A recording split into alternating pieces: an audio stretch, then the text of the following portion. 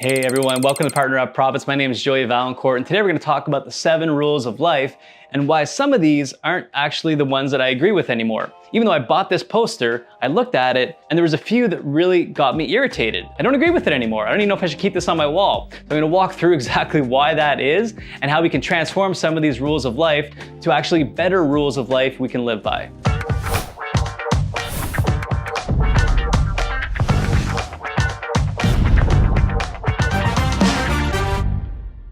All right, so as you know, if you're not new to this channel, we usually talk about influencer partnerships, digital marketing, remote jobs, traveling, and everything else in between. But we also talk about mindset and challenging our assumptions. So the idea for this video came from the fact that I was looking at this poster the other day and I was thinking of how inspirational this is. I love the lion, I love the design, it's on my wall. It kind of makes sense, but then I started to look at it a little bit deeper. And with some of the new things that I've been learning, I've discovered that there's some things I don't agree with on this poster. One, why is there only 7 rules? Why not 10 or 12? Of course, these are all marketing numbers. Everyone loves 7, 10, or 12.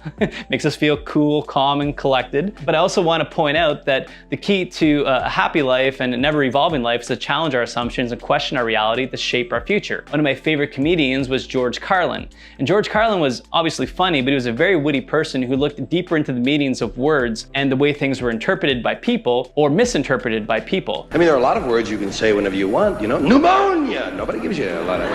All right, you can't yell it in the hospital a great deal, but what the hell?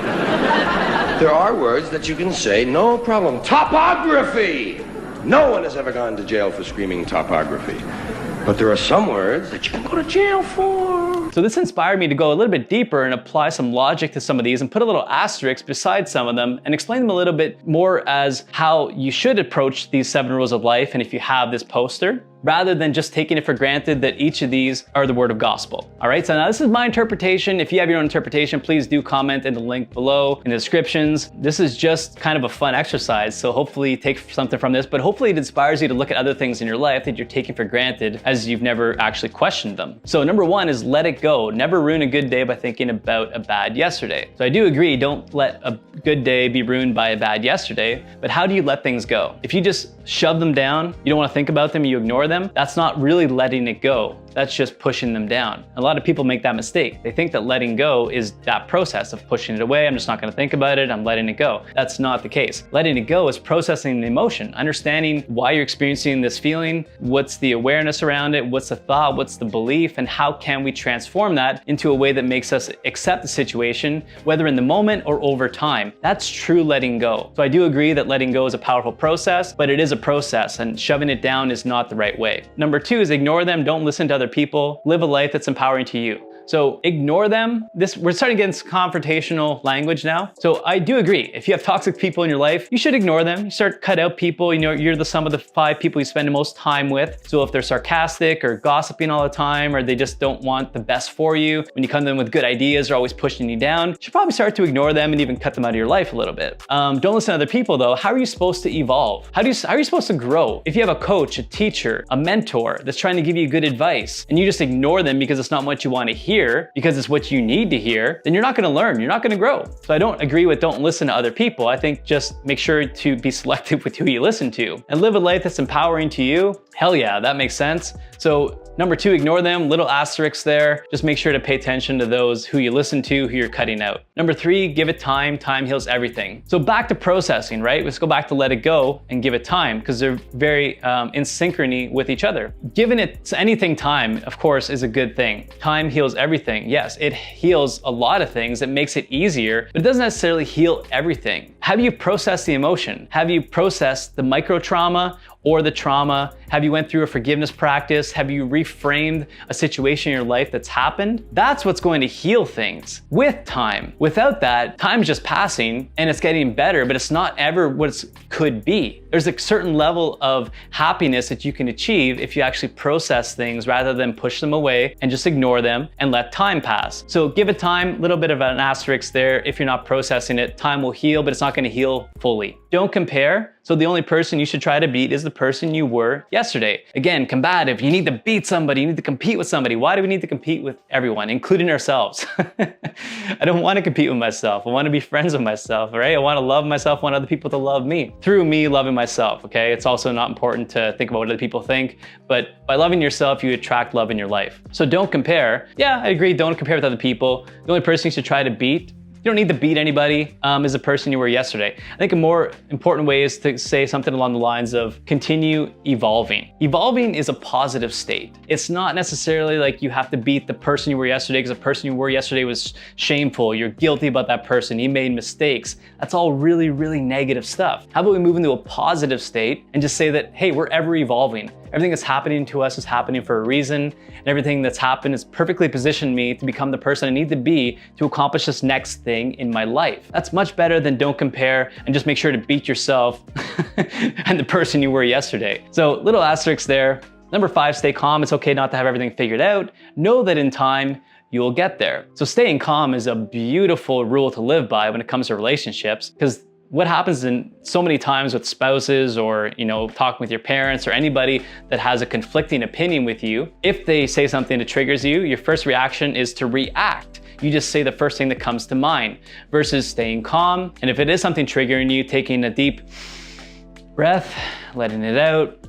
And if you still can't react in a calm way, in a productive way, another line that I like to use is, hey, I'm not equipped to answer this. I don't want to continue this conversation right now. I'm a little bit elevated. I want to give this a proper respect it's due. Let me come back to you in a couple minutes or an hour. I don't know how long, but I can't answer you right now. I'm in the wrong state of mind. I think a person appreciates that versus you just reacting. If someone says, hey, I'm not in the right state of mind to be having this conversation, I'll say, oh, okay, I totally get that. So staying calm is really important in relationships, in business, in sports, anything you're doing. The person that can stay calm, cool, and collected can remain with their wits within them. Now, it's okay not to have everything figured out. Know that in time, you'll get there. This is part of the enjoying the journey. So you don't have everything figured out. A lot of people make the mistake of thinking, oh, I don't know what I want to do in 5 years, therefore I don't have a vision. Well, you do. You probably have an idea of where you want to go somewhat. There might be some gray zones there, but it's okay not to have that figured out. And the more peace you can make with that, the faster you can make that peace, the more you're just going to enjoy the day to day, which is really the most important thing in our lives, rather than ever achieving this outcome that may or may not bring us happiness. And know that in time you'll get there. Yeah, you might get there, you might not get the outcome, but again, it goes back to enjoy the process, enjoy the day. So stay calm, enjoy the day. Number 6, it's on you. Only you are in charge of your happiness. So this one I agree with 100% completely, and it's on you is very similar to the Jocko Willink approach of the extreme ownership. So extreme ownership is saying something along the lines of, if you are rear-ended in traffic by another car, it wasn't your fault, it might be the other person's fault, but it is your responsibility on how you react to that, how you move on from it, how you process it, how you let it ruin your day or not. That's your choice and it's your extreme ownership. So it's basically owning up to everything in life as your responsibility now and how you deal with it and how you process it and what you do from that point on. Only you are in charge of your happiness, and that is also very true. We can't always rely on other people to make us happy. So instead, why don't we change the focus to, I can make myself happy by the way I react to things and the way I reframe it, or I can do a reflection, a redirection, or look at this as a gift, again, perfectly positioning me for the next thing in my life. Maybe there's a lesson to be learned. Maybe there's a practice of patience, love, and kindness you can apply to that person. But ultimately, it is up to you to be in charge of your own happiness. Now, number 7, smile. Okay, so life is short, enjoy it while you have it. Yep, that's pretty cliche. I don't disagree with it, but smiling whenever things are going well is different than trying to smile when things are not going your way.